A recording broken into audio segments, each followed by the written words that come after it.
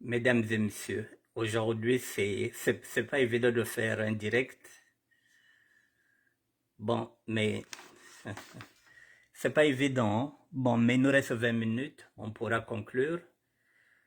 Voilà, on va le faire en 3 temps, je m'excuse. Voilà, il y a des jours comme ça où rien ne va. Je vous attends, on a 20 minutes pour conclure. Je vous présente mes excuses.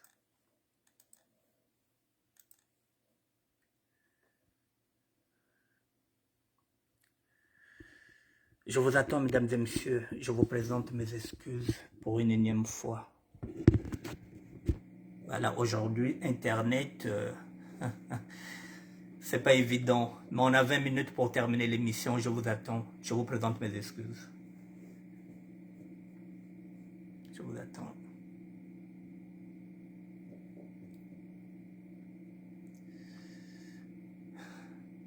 Anissa Orlando, Karine CB. On nous demande pourquoi la SAP n'ouvre pas les écoles. Mais les sapeurs n'ont pas l'argent pour ouvrir les écoles.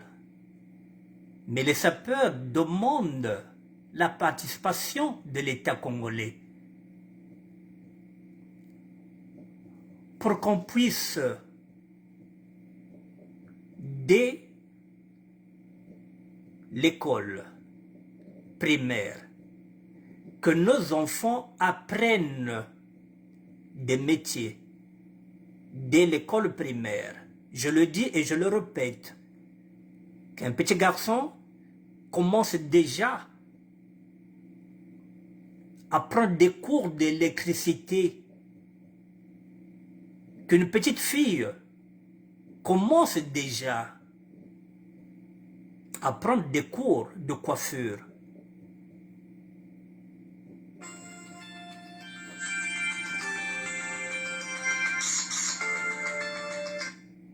Non, merde, je suis en direct, c'est pourquoi je te prends. Je te rappelle après. Okay. Donc, l'apprentissage doit commencer là-bas. Et j'ai dit, là où l'État a failli, là où l'Église catholique a failli, ce sont maintenant les sapeurs qui crèvent les écrans. Les sapeurs sont des plombiers, les sapeurs sont des électriciens, les sapeurs sont des cireurs professionnels, les sapeurs sont des mécaniciens.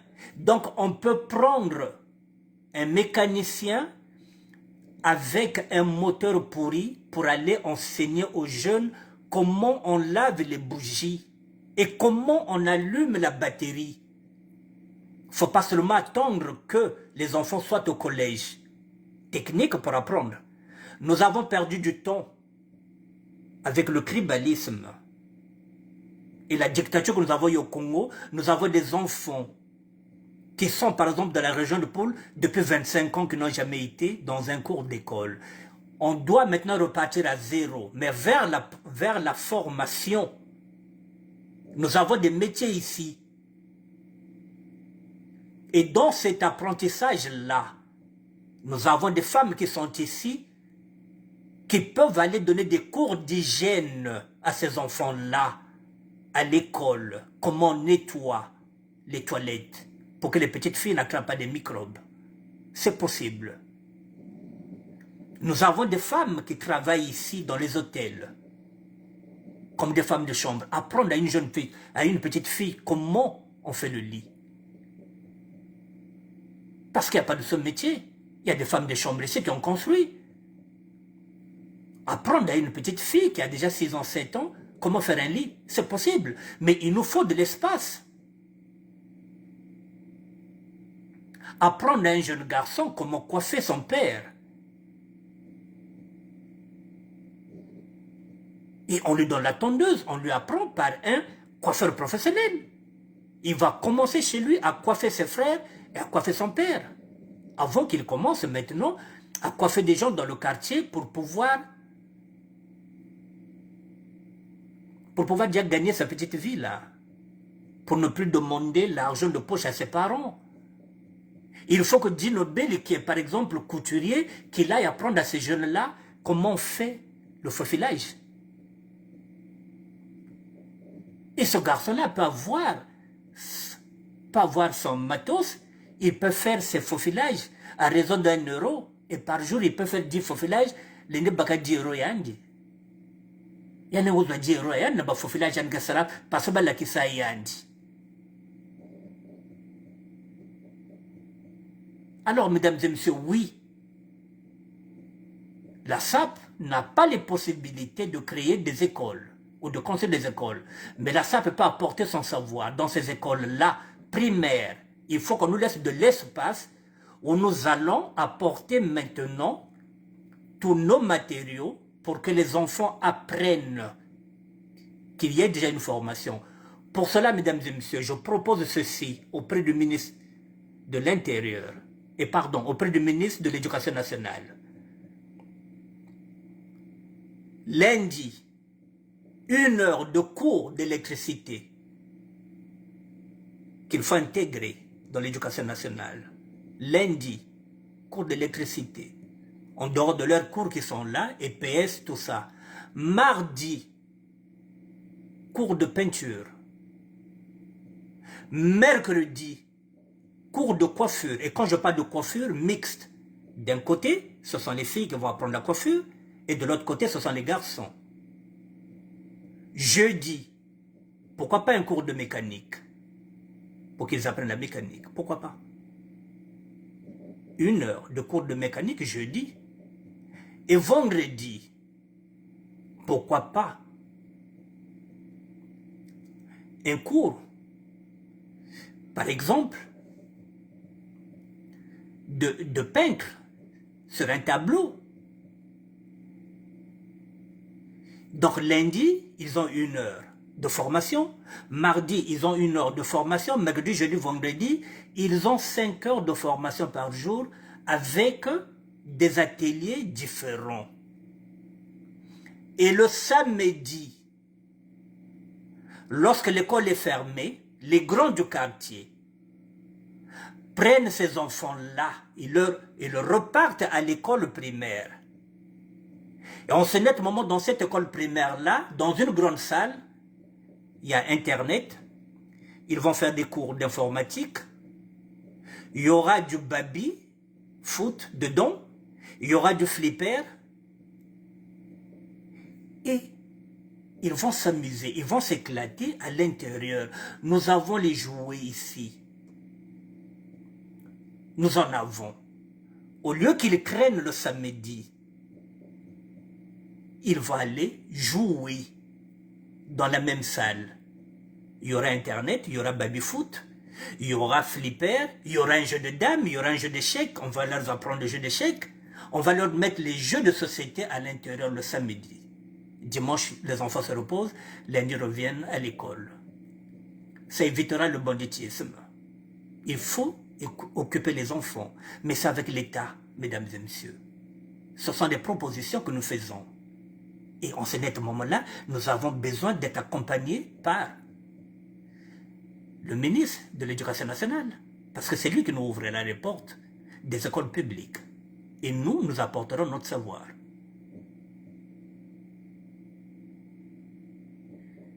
Alors, Freddy Mikomo, qui travaille avec moi, propose ceci. Ce sont des propositions.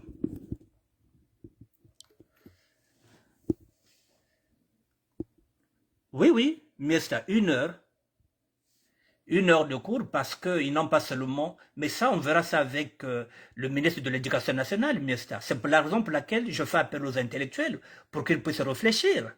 Et le ministre de l'Intérieur aura aussi son mot à dire. Dedans, il peut se dire, bon, 1 heure, je pense qu'on peut leur donner 2 heures par semaine.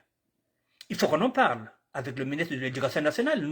Moi, je ramène l'idée. Les intellectuels sont là, nous avons des historiens qui réfléchissent à ça. Moi, je propose 1 heure de cours d'électricité, 1 heure de peinture.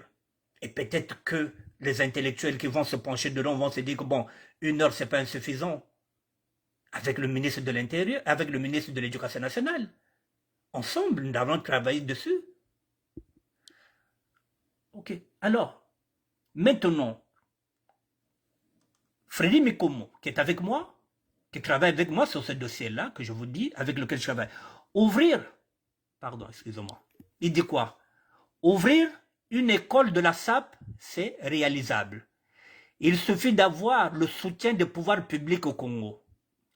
L'enseignant de la SAP va s'articuler autour de deux axes. D'une part, l'enseignement théorique, c'est ce que je vous ai montré avec Norba. Non, pardon, l'enseignement théorique, ce sont les intellectuels qui écriront un manuel. Et d'autre part, l'enseignement pratique. L'enseignement pratique, je vous ai montré la vidéo de Norba où il est en train de nous expliquer ce qu'il est en train de faire aux Champs-Élysées, ce qu'il est en train de faire en tant que maçon. Ça, c'est méthode de la théorie, ça, c'est méthode de la pratique. Mais cette pratique-là, il faut l'écrire. Et qui va l'écrire? Ce sont les intellectuels, sur un manoir, sur un support. Donc la théorie et la pratique. D'une part, l'enseignement théorique et d'autre part, l'enseignement pratique. Ensuite, nous allons enseigner les généralités où les sapeurs apprendront l'histoire de la mode et du luxe.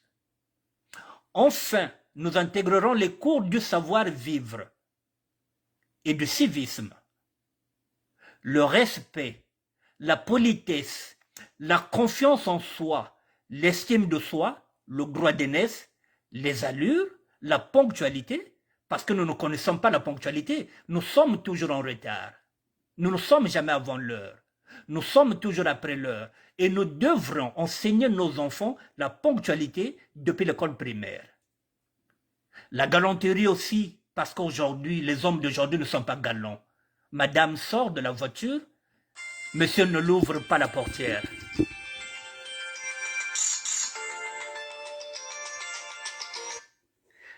Mesdames et messieurs, il y a un Dondi qui veut peut-être intervenir. Allô, John Smith. Allô? Oui, tu veux intervenir en direct ou quoi? Bon, ok. Donc, je vais mettre le volume, ne quitte pas. Mesdames et messieurs, il y a John Smith, que j'ai présenté ici comme consultant vestimentaire qui veut intervenir. Ne quittez pas, je mets le volume. Ne quittez pas. Je vous mets le volume. On t'écoute. Bon. Apparemment, à propos de la question qui s'est posée, pour ouvrir une corde de la chape, d'après moi, je pense que pour ouvrir une corde de la chape, ça demande beaucoup de choses. Il faudra au moins, les initiateurs doivent avoir d'abord des connaissances vestimentaires. Quand je dis les connaissances vestimentaires, en tout et pour tout.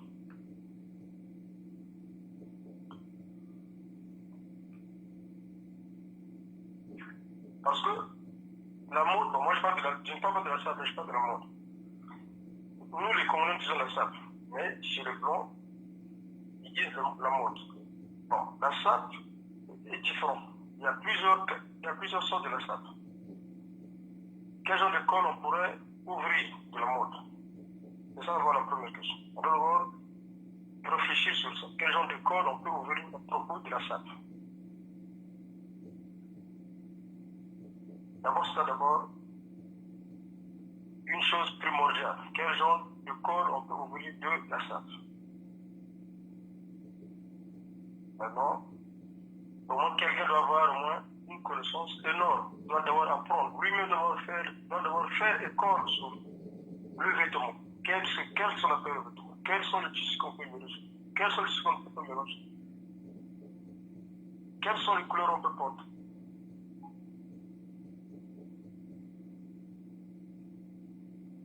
Quel genre de débit qu'on peut porter? Et puis il y a la morphologie, il y a des allures, il y a pas mal de choses qu'on peut élaborer sur ça.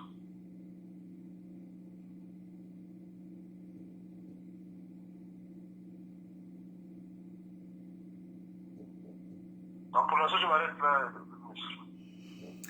Ok, merci mon petit, on t'a entendu. Bon. Mais vous avez entendu les questions qu'on se pose. Lui, il se dit que pour ouvrir une école de SAP, il faut qu'il y ait des connaisseurs. C'est la raison pour laquelle j'ai présenté Dino Belli, couture, qui est déjà couturier. J'ai présenté Armel, le bachelor. Donc j'ai présenté des gens qui sont déjà dans la SAP, qui représentent déjà quelque chose. Je viens de présenter Norba, qui a maintenant un showroom, donc qui était conseiller vestimentaire et qui devient maintenant consultant. C'est ce que je suis en train de dire. Donc aujourd'hui, Norba devient consultant, qui peut former maintenant des conseillers vestimentaires, puisqu'il a maintenant un showroom. Il a le vêtement, on n'est plus dans la théorie, il est maintenant dans la pratique. Donc il peut maintenant nous parler du tissu, parce qu'il a un showroom. Donc il devient un modèle. Dès l'instant où il devient un modèle, je le cite, je suis obligé de m'en inspirer parce qu'il nous faut des modèles pour faire rêver ces jeunes-là. C'est la raison pour laquelle j'ai pris aussi cette vidéo. Là, il est en train de travailler. Donc, le mérite revient toujours au travail. Et c'est ce mérite-là que nous devrons inculper à nos enfants dès l'école primaire. Donc, il devient modèle. En ce net moment-là, lorsque je fais une vidéo de SAP, je prends Norba. C'est aussi ça aussi la SAP. Savoir reconnaître ce que les autres font. Si les autres sont en train d'évoluer, il faut le dire. Donc il devient un modèle, il devient un consultant vestimentaire qui peut former. Donc si nous avons Norba, qui a déjà pignon sur rue, nous avons Arlène Peleka, qui est là aussi dedans, que j'ai cité. Nous avons Frikoum, qui a une boutique. Nous avons pas mal de gens autour du vêtement. Nous avons le petit Roby, le fils de Modogo, Gianfranco Ferré. Nous avons Bobby Jirga. Nous avons pas mal de gens qui tournent autour. Moi, j'amène une idée et c'est à vous maintenant, les intellectuels. Il faut un support. Mais ce support-là, qui va l'écrire? C'est pas moi qui va l'écrire, ce support. Vous avez l'habitude d'écrire des livres. Donc vous êtes capable maintenant d'écrire ce que Norba est en train de faire. Il est en train de travailler aux Champs-Élysées. C'est à vous d'écrire ça, d'expliquer aux enfants ce qu'il est en train de faire. Et après, on prend la théorie et on met la pratique. La pratique, c'est la vidéo. Qu'est-ce qu'il est en train de faire? Non, il est en train de mettre d'abord, je ne sais pas, du chignon avant de mettre ceci. C'est l'apprentissage de la maçonnerie. Dès l'école primaire. Ça peut créer des vocations. Mais c'est la raison pour laquelle je dis, il faut qu'on discute. Il faut qu'on en parle. Il faut qu'on échange. Et après, on pourra faire appel au ministre de l'Éducation nationale. Moi, j'ai fait des propositions. Que les enfants apprennent. Ça existait déjà au Congo. Je l'ai dit, le collège technique, il existait. Mais comme toute notre société est maintenant en bas de l'échelle, il y a des enfants qui ne sont plus partis à l'école depuis 10 ans. Il faut refonder l'école publique. Et pour refonder l'école publique, là où l'État a échoué, là où l'Église catholique a échoué, la SAP doit maintenant prendre ses responsabilités pour apporter un nouveau souffle. C'est ce que j'ai dit. C'est ce que Freddy Mikomo est en train de dire, ce que nous allons faire. Oui, lier la théorie à la pratique. Donc, Norba est en train de faire la pratique. En ce net moment-là, il faut qu'il y ait un intellectuel qui va écrire ce que Norba est en train de faire. Moi, je chante. Mais il faut qu'il y ait quelqu'un qui puisse écrire la note. Moi, je ne sais pas écrire la note, donc il faut que ce soit quelqu'un qui sait écrire la musique. Moi, je ne fais que chanter. Mais il faut qu'il y ait quelqu'un qui écrive ce que je suis en train d'écrire. Donc c'est quelqu'un qui écrit la musique. Moi, je ne sais pas écrire la musique. Je chante, mais je ne sais pas écrire la musique. Donc ce que fait Norba, il faut l'écrire maintenant. De la théorie, il faut lier ça aussi aux pratiques. Voilà. Donc je repars. Excusez-moi. Mesdames et messieurs, excusez-moi, on va s'emmerder, mais pas de problème. Donc, je repars sur Frédéric Mikomo. Ouvrir une école de la SAP, c'est réalisable. Il suffit d'avoir le soutien des pouvoirs publics au Congo. L'enseignant de la SAP va s'articuler autour de deux axes. D'une part, l'enseignant théorique et d'autre part, l'enseignant pratique. Ensuite, nous allons enseigner les généralités où les sapeurs apprendront l'histoire de la mode et du luxe. Enfin, nous intégrerons les cours du savoir-vivre, du civisme, parce qu'il n'y a plus de civisme. On a vu les enfants, les élèves qui sont partis prendre le drapeau congolais et puis mettre ça n'importe où. C'est de l'incivisme. Donc là, il faudrait revenir dans le civisme, le respect, la politesse, la confiance en soi, l'estime de soi, le droit d'aînesse, les allures, la ponctualité, la galanterie. Les jeunes d'aujourd'hui ne sont pas galants. Il faut réapprendre la galanterie à nos enfants dès l'école primaire, la courtoisie et la définition du dandisme, parce que nous sommes issus du dandisme. Nous devrons mettre en place des supports tels qu'un musée de la SAP ou un showroom. Le showroom, c'est celui qui a maintenant Norba de Paris. Un cabinet de curiosité. Bravo à Norba de Paris qui a pris l'initiative d'enseigner gratuitement la SAP aux internautes. Voilà, ça, c'est pas moi qui le dis. C'est Frédéric Mikomo qui le dit. Bravo à Norba de Paris qui a pris l'initiative d'enseigner gratuitement la SAP aux internautes.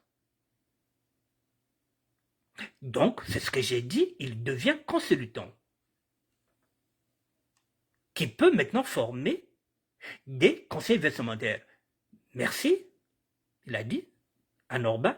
Merci aussi à son équipe. Aujourd'hui, l'État congolais ne met aucun moyen pour promouvoir et valoriser la SAP. Bon, maintenant,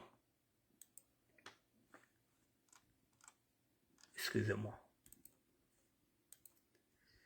Excusez-moi, mesdames et messieurs, on va aller ensemble. Voilà, nous sommes en direct, il nous reste 10 minutes.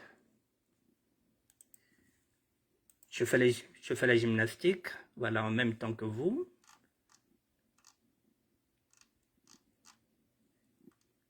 Bon, mesdames et messieurs, maintenant, ceux qui pensent que la SAP n'apporte rien, ou bien la mode.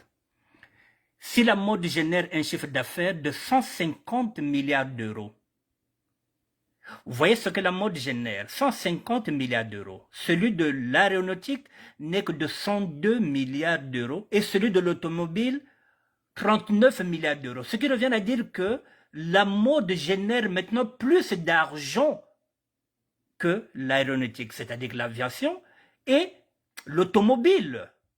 Les gens aiment s'habiller. Les gens mettent de l'argent dans la coiffure, dans tout. Donc, voilà, la mode génère 150 milliards d'euros. L'aéronautique, 102 milliards d'euros et l'automobile, 39 milliards d'euros. Donc, aujourd'hui, si nous arrivons, comme j'avais dit, à avoir une cité internationale de la SAP, et je pense que la SAP pourra aussi ramener beaucoup d'argent. Les chiffres sont là. L'économie, les chiffres clés, voilà, la mode, 150 milliards. Combien pèse le secteur de la mode en France? 150 milliards. Voilà. Les parfums cosmétiques, 44 milliards. Le textile et le vêtement, 67 milliards.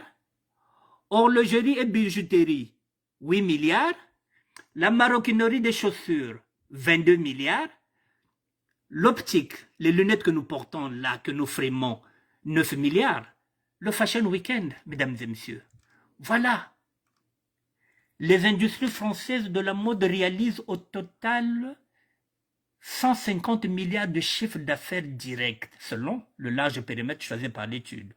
Soit le textile, les vêtements, les chaussures, mais aussi l'horlogerie, la bijouterie, l'optique, les parfums et cosmétiques, tout ça, ça ramène 150 milliards. Or, les chaussures, on peut les créer au niveau du Congo-Brazzaville. La bijouterie, on peut faire nos bijoux. Nous avons déjà un bijoutier professionnel qui est là, Djobalar.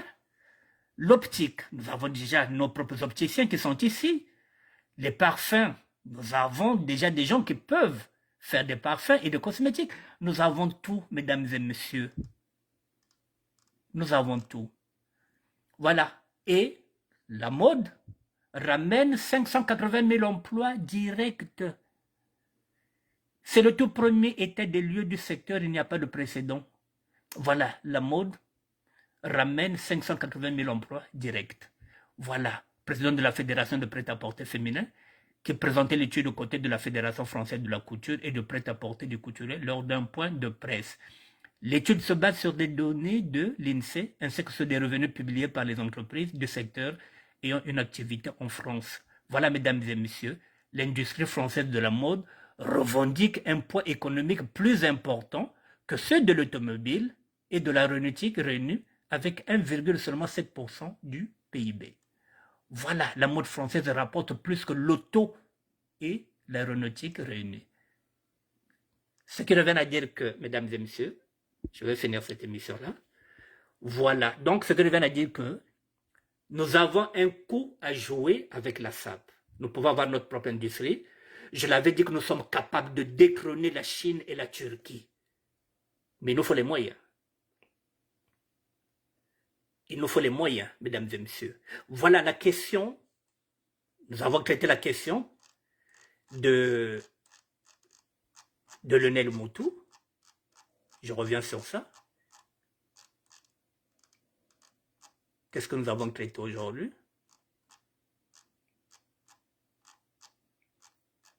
Je reviens sur le titre.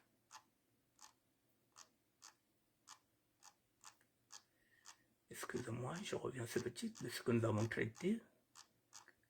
Quel était le sujet? On va terminer par ça.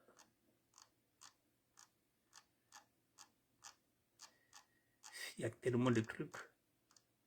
Voilà, mesdames et messieurs, voici le sujet que nous avons traité. Pourquoi les sapeurs n'ouvrent pas une école de la SAP? C'est une question qui a été posée par Lionel Moutou et que nous nous sommes attelés avec Frédéric Mukomon de répondre à vos questions. Je ne sais pas si nous allons continuer cette émission. Je ne sais pas si vous avez des questions que vous posez. Et nous allons regarder vos commentaires. S'il faut refaire encore une autre émission, nous referons avec Frédéric Mukomon. Donc on attend vos commentaires, on attend vos interventions, à part celle de John Smith Bichindu, personne n'a intervenu. On attend, à travers cette vidéo que nous sommes en train de faire, nous verrons ce que vous êtes en train de proposer. Est-ce que vous avez des propositions? Est-ce qu'il faudrait refaire encore une autre émission? Je ne sais pas. C'est à vous de voir, mesdames et messieurs. Mais c'est possible. Les sapeurs n'ont pas les possibilités de créer une école de SAP, mais les sapeurs peuvent apporter une contribution dans les écoles publiques. Les sapeurs peuvent apporter des formations dès l'école primaire.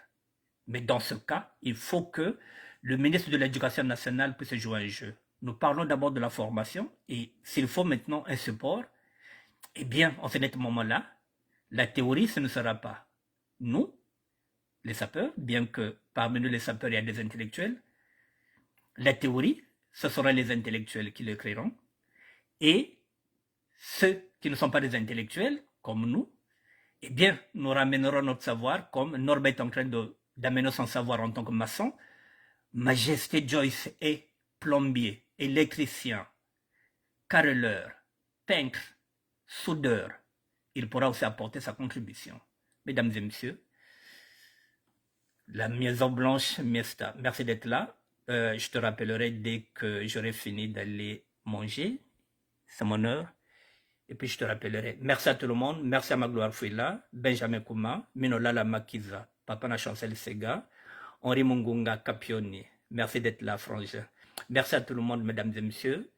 Commentez, participez, donnez vos impressions. On pourra voir si on peut encore faire une autre émission. Je vous dis bonsoir et merci.